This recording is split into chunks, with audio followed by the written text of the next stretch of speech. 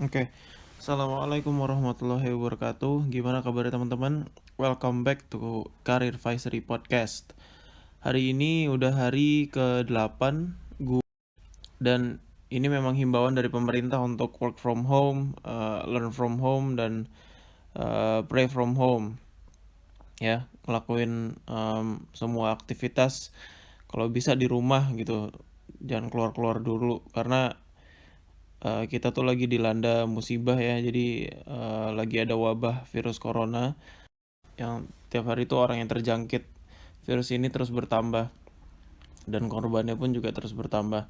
Ya mudah-mudahan dengan kita mengikuti himbauan pemerintah dengan meminimalisir kegiatan kita di luar rumah dan menjaga jarak kita untuk nggak berinteraksi dengan orang, semoga virusnya berhenti menyebar. Nah hari ini gue udah ditemenin sama Mas Adityo Pratomo. Halo Mas. Halo, halo semuanya. Assalamualaikum. Waalaikumsalam. Eh, boleh dong Mas kenalin diri lo buat teman-teman yang belum kenal nih. Oke. Nama saya Aditya Pratomo, tapi dari kecil biasa dipanggil Didit. Saya saat ini bekerja secara remote untuk perusahaan Amerika bernama Tetrate. Eh, Job title sebenarnya sih UX designer, tapi pada prakteknya ya desain iya, ngoding iya, dan semuanya lah malum karena timnya juga masih kecil gitu. Jadi eh, memang itu yang dilakukan saya hari kerja remote dari rumah. Ini udah jalan sekitar satu setengah tahun kira-kira gitu. Tapi di luar itu juga masih jadi partner di sebuah konsultan di Bandung namanya Pratek Indi. Sama kantornya di Bandung, tapi saya tinggal di Jakarta, jadi ya udah bertahun-tahun juga kerja remote dari rumah. Ah, Begitu oke. mungkin kurang lebih. Nah, FYI nih teman-teman, kalau kita mungkin baru mulai heboh tentang WFH baru-baru ini aja, sejak corona kali. Tapi Mas Didit ini udah cukup lama loh kerja di rumah. Kemarin Mas Didit juga udah share di Instagramnya tentang framework atau gimana cara ngebagi waktu ketika kerja remote supaya lebih efisien. Nah, kalau teman-teman mau cek bisa ke Instagramnya Mas di @greatkingfrequency. Namanya agak ribet ya. Itu asal muasalnya dari mana sih Mas namanya? Iya, itu namanya rumit banget ya, sama sekali tidak friendly, tapi ya Iya, aku tapi itu buat. awal mulanya dari mana sih tuh namanya? Itu dulu dari anime, gue lupa anime apa ya, anime Jepang, ya anime Jepang ya. Iya. Apa pokoknya episode pertamanya tuh si jagoannya bilang, oh kita mesti ke sana cari The Great King Frequency, ya udah terus jadi ngambil buat nama Instagram. Gue lupa Oke, juga animenya apa gitu. Iya ya. menarik, menarik. Lo total udah berapa tahun berarti kerja remote? Mungkin bener-bener remote banget ya dari tahun berapa ya, 2016 awal kali ya. Iya, 4 tahunan berarti kira-kira. 4 tahunan ya. Terus ada alasan tertentu nggak sih? Kayak kenapa kok lo milih kerja remote ketimbang kerja kantoran gitu? Awalnya sebenarnya awal kerja remote tuh waktu masih bukan masih sih, waktu ikutan operasional Labtech ya. Si Labtech ini kan biasanya di Bandung, tapi dari awal istri gue nggak pengen tinggal di Bandung gitu. Jadi ya tau juga kan kliennya banyak di Jakarta, jadi ya udah gue tetap di Jakarta, tapi kantornya di Bandung, ya itu jalan terus selama bertahun-tahun gitu. Eh, apa ya itu awal kerja remote kayak gitu sih. Jadi memang karena ada faktor mesti mendamaikan antara rumah tangga dan kehidupan profesional gitu. Kayak gitu. Work life balance. Alah. Iya, iya, iya. Ya. Tapi sebenarnya culture bukan culture sih. Ya remotely secara general itu di Indonesia apakah udah praktek yang dilakukan secara apa ya? Apakah praktek yang udah berlangsung lama atau baru-baru aja sih? Em, Kayaknya ya sebenarnya sih udah, maksudnya bisa dibilang udah lama yang mempraktekkan itu udah lama sih. Cuman kayaknya nggak ini sih, nggak apa nggak bukan sesuatu yang dipraktekkan secara umum dalam jumlah besar gitu. Jadi ya paling gue tau cuma beberapa yang apa cuma kayak dikit ya perusahaan yang menerapkan kerja remote gitu. Yang mungkin banyak kerja remote justru mungkin yang freelance gitu ya, karena freelance banyak kan yang apa mungkin kliennya nggak di Indonesia bahkan gitu ya, kan banyak yang ngelakuin hal-hal kayak gitu tuh. Oke, oke, oke. Ya kalau di tempat kerja gue sendiri sih sebenarnya memang ya kita ada kantor ya tiap hari pasti masuk kantor. Cuman kalau misalkan pengen work from home ya nggak apa-apa work from home gitu ya itu salah satu perks yang dikasih sih. Cuman yang gue rasain dengan tiap hari work from home ini juga kok kayaknya lumayan gimana gitu boring gitu kadang antara boring, jadi suka jadi dilema sih.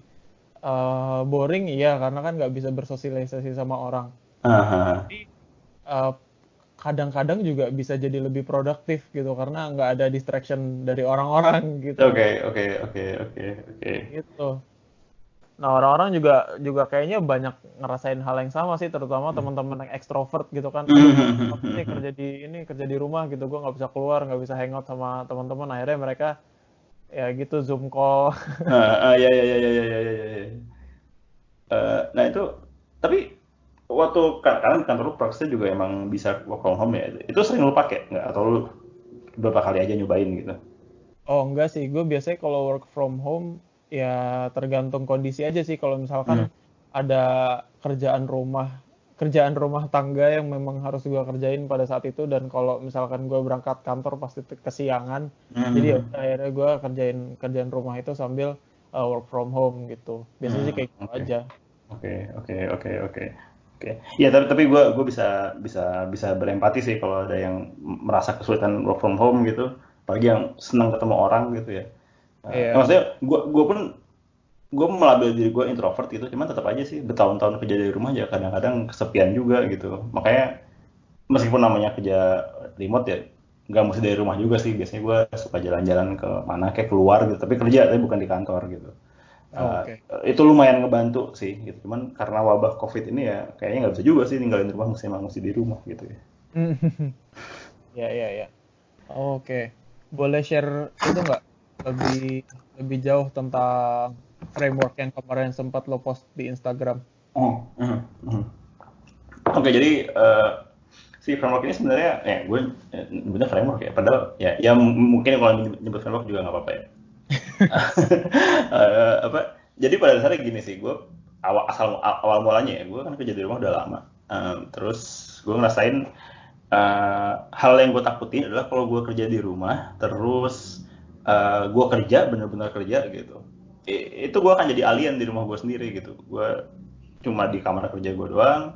Secara fisik gue ada di rumah, tapi secara apa mental ya gue nggak deket sama orang rumah gitu, sama anak-anak gue, sama istri gue gitu. Itu hal yang pengen gue hindarin sebenarnya. Jadi gue berpikir gimana caranya supaya meskipun gue dari rumah, gue tetap bisa produktif, tapi juga gue tetap bisa ngebagi waktu sama anak istri gue gitu. Uh, karena hal terakhir yang pengen gue lihat itu adalah anak-anak gue merasa jauh dari gue gitu. Itu hal yang nggak pengen gue rasain. Nah, jadinya gue ngeliat nih pola pola hidup di rumah gue gitu kan. Biasanya kalau pagi itu rada aktif, maksudnya anak anak gue yang gede sekolah, anak gue yang kecil di rumah, tapi ya dia juga apa kebetulan anak gue yang keduanya sangat aktif gitu, jadi dia suka gangguin gue kerja juga gitu. Istri gue pun juga kadang-kadang pasti ada request buat tolong ini tolong itu gitu, kayak misalnya yang gampang dari mulai apa ngambil jemuran atau ganti galon misalnya sampai ke kayak yang ada ekstrem kemarin sih ada tikus mati gitu di got jadi mesti diangkat. Ya jadi maksudnya pagi-pagi emang pasti kan banyak kerjaan rumah yang mesti dilakuin ya. Nah jadi itu yang biasa kejadian. Tapi kalau udah mulai siang ke sore itu udah rada tenang biasanya kan karena rumahnya udah kurus. Anak-anak habis makan siang bisa suka tidur. Kalau sore bangun suka pada keluar gitu main sama teman-temannya. Ya sebelum si wabah covid ini lagi-lagi. Dan nanti baru di rumah lagi tenang bisa ngumpul lagi tuh sebenarnya setelah setelah maghrib gitu. Jadi bisa udah agak lebih ngumpul gitu, bisa makan malam bareng ngobrol-ngobrol. Dan dari situ gue pikir berarti gue mesti bisa nih pas pagi-pagi gue mesti bisa ngelakuin pekerjaan yang kira-kira kalau gue diinterupsi sama sama di luar pekerjaan, mau sama anak gue, sama istri gue, sama yang lain misalnya, itu gue gampang buat context switching. Nah, tapi kalau udah siang sore itu gue mesti bisa ngelakuin hal yang karena rumahnya relatif lebih tenang gitu, jadi gue mestinya bisa nih kalau mau ngerjain suatu hal yang lebih lebih konsentrasi dan hanya melibatkan gue sendiri gitu. Nah makanya kemudian gue lihat lagi backlog kerjaan gue setiap harinya, akhirnya gue bagi nih tipe kerjaan gue dari yang tipe pertama itu ada yang namanya gue sebutnya kerja koordinasi atau coordination work. Jadi ini biasanya kerjaan yang singkat gitu, cuma 5 menit 10 menit, tapi ngelibatin koordinasi antara gue sama pihak di luar gue, misalnya sama orang kantor gitu. Dan ini biasanya kan cepet ya, modelnya cuma antara balas email, balas diskusi di Slack misalnya, atau bikin dokumen administrasi yang mesti di follow up gitu. Itu biasanya cepat nih, paling lama setengah jam lah, tapi itu juga kelamaan sih biasanya setengah jam.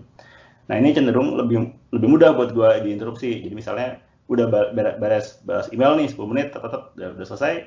Misalnya anak gue mau ngajak main, gue bisa follow through bentar gitu. Atau misalnya istri gue mau nyuruh ngapain, gue bilang, bentar ya bahas email ini bentar gitu. Paling cuma 5 menit, 10 menit.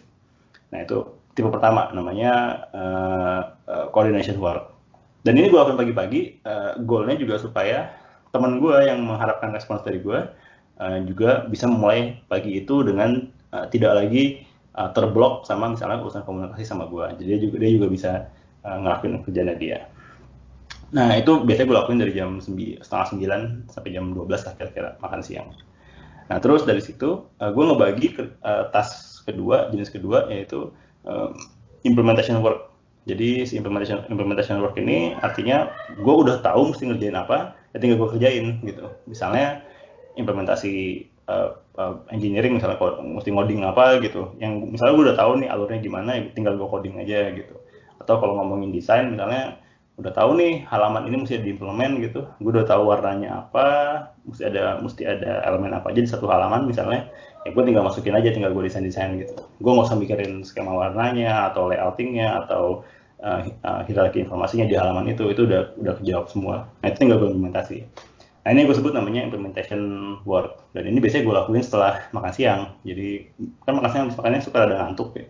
Jadi kalau bisa dengan cepat gue ngelakuin sesuatu dan ada hasilnya kelihatan dan gue bisa ngerasa cukup puas, itu bisa rada ngalahin ngantuknya dan bisa jadi energi tambahan buat gue kerja di hari itu. Oke. Itu tipe kedua.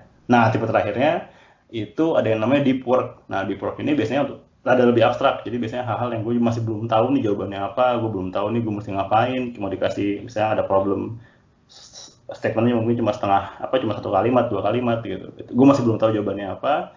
Ya biasanya gue pakai si deep work ini buat mikirin mestinya ngapain gitu. Misalnya cuma dikasih, misalnya kita mesti implement satu fitur gitu, tapi cuma dikasih briefnya doang misalnya, atau cuma dikasih step by step persoalannya mesti kayak begini gitu.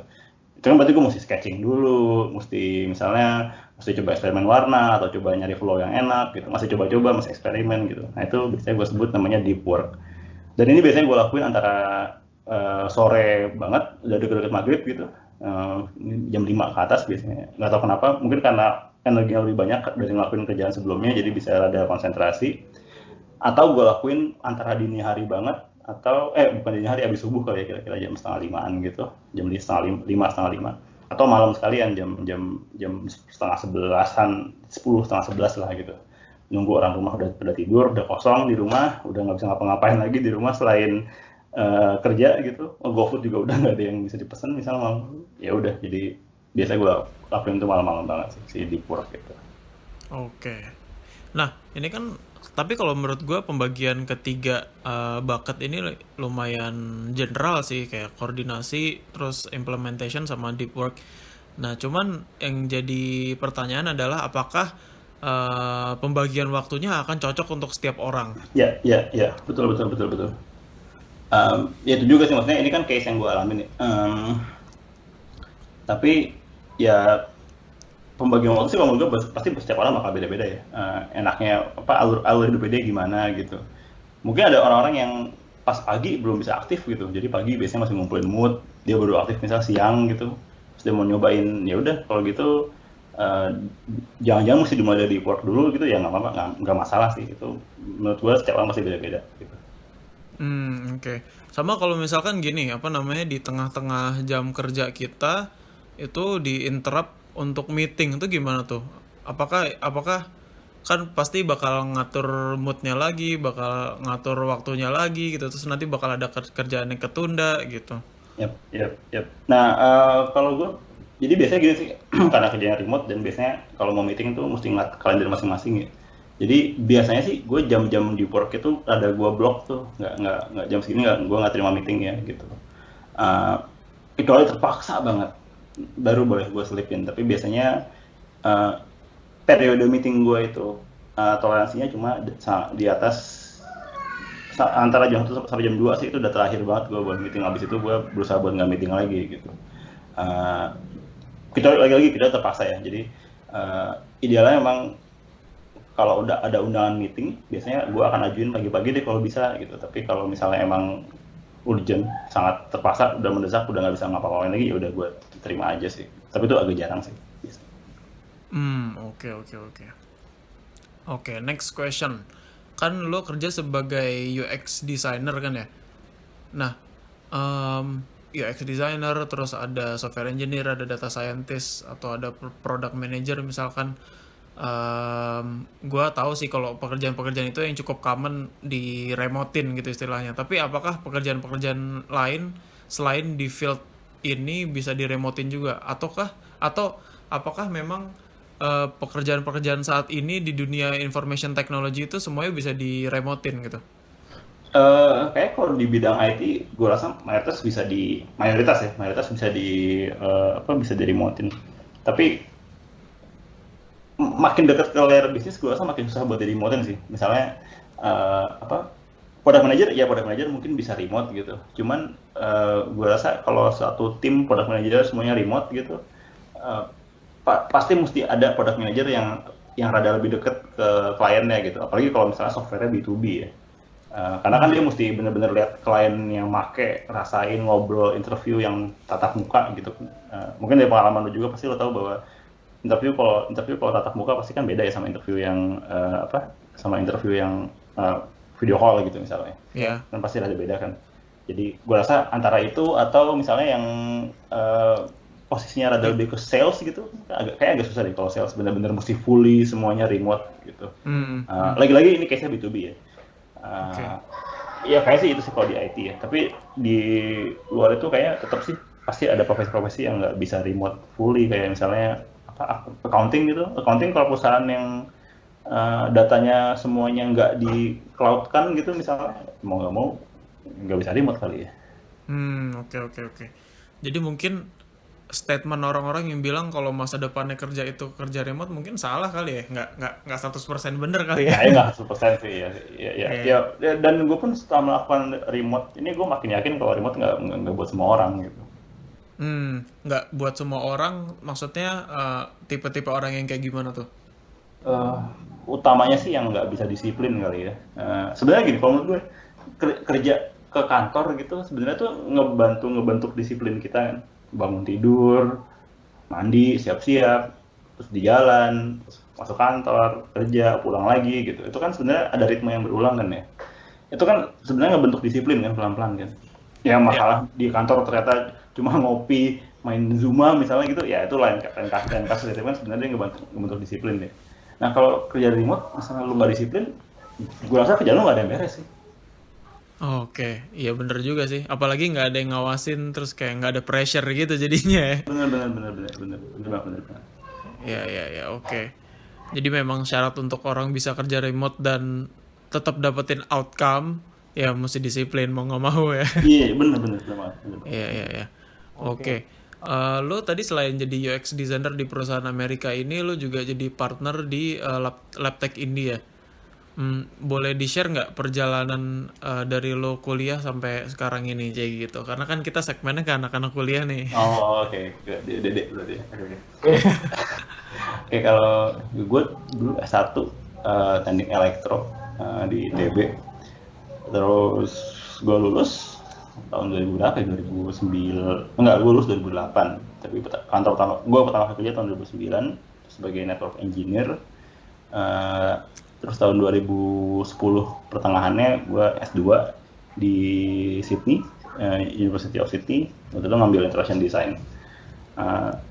Kenapa ngambil interaction design ya? Karena waktu kerja tuh gue ngeliat kayaknya banyak sih hal-hal teknologi yang seru sebenarnya. Tapi lebih seru di sisi interaksinya gitu, bukan di sisi pure teknologinya gitu. Jadi terus mikir jurusan apa yang menarik buat dipelajari waktu S2, aja ketemu si interaction design itu. Terus gue balik dari Australia tahun 2011 akhir sih, 2012 awal gue baru balik ke Indonesia. Sempat kerja nge-freelance beberapa bulan, jadi interaction designer / creative coder gitu. Terus tahun 2012 akhir September tepatnya, itu bikin Aptek Indie sama Saska. Saska juga senior gue di Elektro. Terus dia udah Aptek Indie jalan, tapi gue waktu itu nggak ikutan operasional Aptek. Gue masih kerja di Jakarta karena masalah istri gue nggak mau pindah ke Bandung. Baru tahun 2015 gue ikutan terjun di operasional Aptek gitu. Tadinya cuma sebagai founder / investor. Terus tahun 2015 akhir sih baru ikutan sebagai di operasional Aptek gitu. Awal sebagai CTO, tapi terus per tahun kemarin kita udah nggak ada yang C-level lagi, semuanya dihapuskan, jadi fokus gue lebih ke training sebenarnya kalau di Aptek. Nah tahun 2018 kemarin Septemberan juga sih kalau nggak salah, itu ditawarin kerja sama teman gue buat ikutan di perusahaan Amerika ini gitu. Mereka develop software, masih early stage banget, develop produk, tapi butuh sentuhan UX-nya karena UX-nya yang lama nggak diperpanjang lagi. Terus temen gue ngajak gue, ya udah gue gabung gitu. Itu September 2018 gitu, kurang lebih. Iya. Ada cerita unik nggak ketika lo pas lulus terus masuk ke kerja gitu? Kadang kan teman-teman yang masih kuliah atau teman-teman yang baru lulus kan suka galau-galau gitu kan, galau either gue harus masuk ke job role tertentu di perusahaan tertentu gitu, atau mungkin malah mereka yang sama sekali nggak tahu pengen masuk job role mana dan perusahaan mana gitu. Iya. Kayak gue termasuk orang yang nggak tahu mau kerja apa kali setelah lulus ya. Jadi ini mungkin sedikit pengakuan. Gue waktu kuliah tuh nggak terlalu berprestasi. IP gue biasa banget sih. Terus gue banyak ngeband dibandingin belajar dengan bener gitu. Banyak ngeband. Tapi terus gue mikir ya habis lulus kuliah ya masih kerja, masa nggak kerja sih gitu. Terus waktu itu gue coba apply ke beberapa tempat gitu, gue lupa. Nggak inget sih gue apply ke beberapa tempatnya. Cuma kan gue lulus tuh 2008, itu kan 2009. Itu Indonesia kan belum kayak sekarang ya. Maksudnya sekarang kan banyak startup keren yang bisa dimasukin gitu. Tahun segitu kan nggak, bisa dibilang dikit banget ya perusahaan startup yang keren gitu. Banyakan bisnis IT as usual lah, IT. Gue ada konvensional gitu.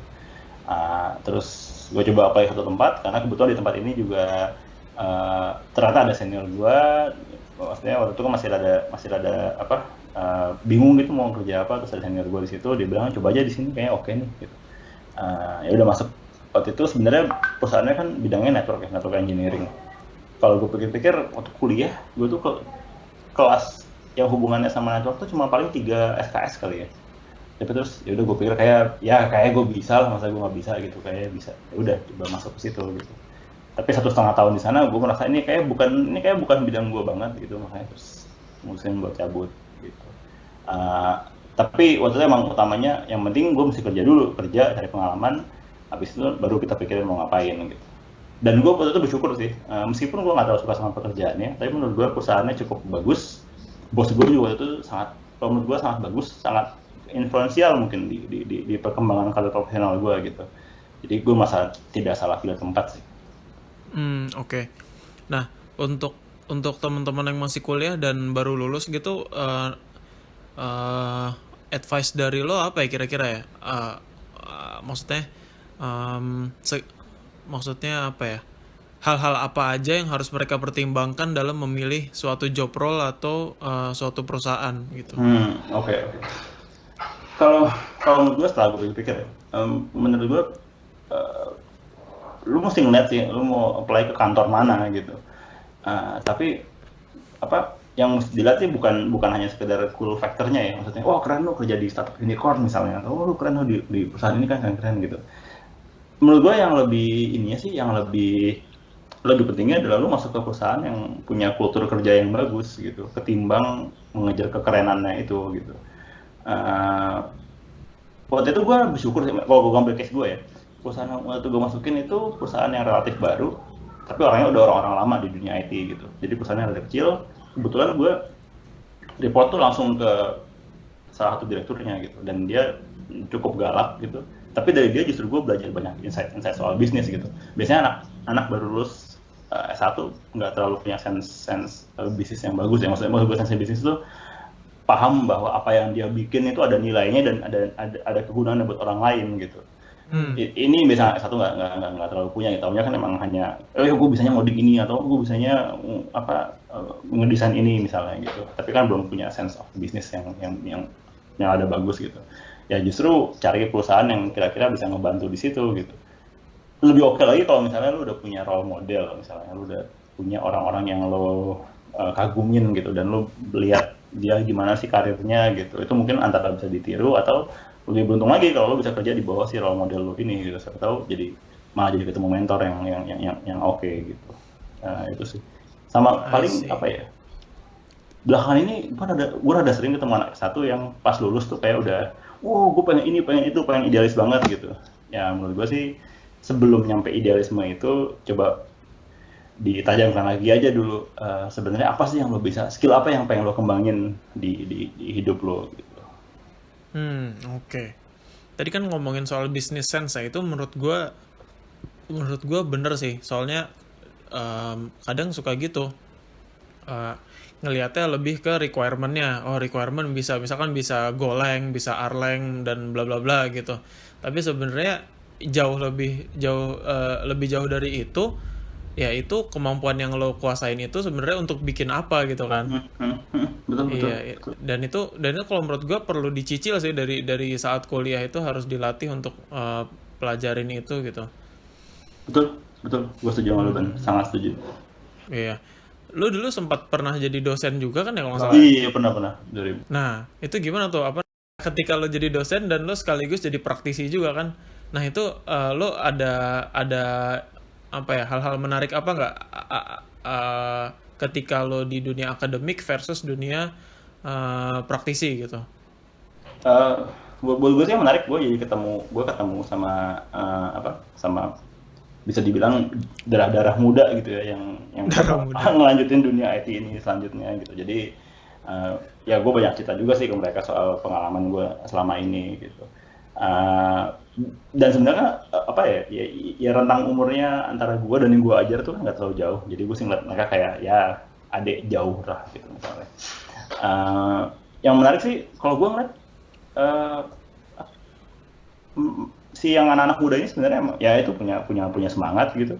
Jadi beneran cuma tinggal perlu diarahin terutama diarahin ke kenapa sih lu mau jadi anak IT gitu? Kenapa sih mesti ada anak IT di dunia ini gitu? Kalau nggak ada anak IT emang dunia bakal rusak gitu misalnya. Ya hal-hal fundamental kayak gitu yang mesti dikuatin, plus juga cerita real life-nya gitu. War story di dunia IT itu kayak gimana sih gitu. Dan mungkin itu juga kali yang bikin gue berhenti jadi dosen ya, karena gue ngerasa pengalaman gue jadi belum nambah secara signifikan. Maksudnya kalau gue ngajar kelas yang baru lagi pasti ceritanya nggak jauh beda dari yang sekarang gue kasih gitu. Jadi mendingan gue menimba ilmu dulu sih, nambahin pengalaman baru mungkin nanti ada yang bisa gue ceritain ke anak-anak muda ini gitu. Tapi sampai sekarang juga gue masih punya hubungan baik sama beberapa mahasiswa gue sih ya. Masih suka ketemu kadang-kadang, atau kadang suka ngobrol di Instagram gitu atau di Facebook. Mereka pada di posisi yang bagus gitu, jadi gue senang sih mereka berkembang. Oke, wah seru ya. Iya. Terus itu bisa didapetin dari mana ya ilmu kayak gitu ya? Maksud gue ya mungkin segelintir aja dosen yang bisa share tentang kayak gitu kan, tentang kehidupan nyatanya gimana nanti ketika lo lulus terus lo kerja gitu kan. Kadang-kadang ya gitulah, ada dosen yang memang jadi praktisi, ada juga dosen yang memang pure dosen gitu, nggak banyak hal yang bisa di-share tentang dunia kerja gitu. Nah itu untuk teman-teman yang masih kuliah tuh bisa didapetin di mana ya hal-hal kayak gitu selain dari dosen-dosen mereka? Kalau sekarang sih paling dari meetup ya. Dari meetup ya? Iya, meetup sih gue signifikan sih, meetup komunitas gitu itu sangat signifikan sih. Oke, ya memang dari meetup itu ntar bakal ketemu sama calon-calon mentor kali ya. Iya, benar. Iya, I see. Iya sih. Tapi maksud gue kadang juga meetup kan kadang ada, ya lo sering kan datang meetup terus ada orang yang cuma diem gitu. Ya maksud gue kalau mau belajar emang benar-benar mesti ada aktif sih, mesti samperin si speakernya misalnya terus ajak ngobrol gitu. Ya mungkin yang diem itu beda kali objektifnya, dia cuma pengen dengerin doang, dapetin ilmu baru. Tapi ya kadang-kadang ada juga sih tipe yang gimana, tipe yang diem gitu, tapi terus misalnya disebut Instagram atau Twitter si speakernya nanti ada yang follow gitu, terus ngajak ngobrol pelan-pelan dari situ gitu. Ada juga kayak gitu ya, Ben? Oh gitu ya. Iya, ada kayak gitu. Ya, maksud Iya, gue, iya, iya. ya kalau lu datang meetup, ya nggak usah malu-malu lah. Mungkin gue rasa lebih, speakernya juga sebenarnya pemalu sih. Iya. Iya, justru meetup itu kesempatan paling bagus untuk mingle dan kenal orang baru kali ya. Iya, benar-benar setuju. Iya sih. Oke. Lo masih sering ngisi ini nggak? Masih sering ngisi workshop, dan teman-teman kira-kira kalau pengen belajar sama lo dari workshop lo bisa cek di mana nih? Kalau workshop gue biasanya paling sering sih di hostnya sama Laptek Indie ya. Jadi paling monggo di follow aja Instagramnya Laptek Indie @laptekindie LABTEKINDIE. I see. Oke, Laptek Indie. Oke lah. Kayak time check juga kita udah lumayan lama nih ngoceh-ngoceh. Wow, oke. Nggak kerasa, Ben. Ini semoga ini tips-tips tentang work from home bisa bermanfaat buat teman-teman yang masih work from home di situasi apa nih kita bisa bilang. Krisis kali ya, ini ada krisis sebenarnya situasi. Wah iya, ya pokoknya kita sama-sama kerjasama lah untuk membantu supaya virus COVID ini nggak menyebar, dan teman-teman yang memang dihimbau untuk work from home ya stay at home dan tetap produktif dengan tips-tips yang sudah kita bagiin tadi. Mudah-mudahan ya. Amin, semoga membantu. Oke, siap. Thank you banget nih Mas Didit untuk waktunya. Thank you, Bani. Sehat selalu ya. Sehat selalu juga teman-teman yang mendengarkan ini. Yap. Thank you. Semoga hari ini pembahasannya bisa bermanfaat buat teman-teman. Jangan lupa kalau teman-teman suka dengerin podcast ini, bisa share ke teman-teman yang lain, dan follow juga Instagram kita di @careervisory. Sampai ketemu di episode berikutnya. Assalamualaikum warahmatullahi wabarakatuh.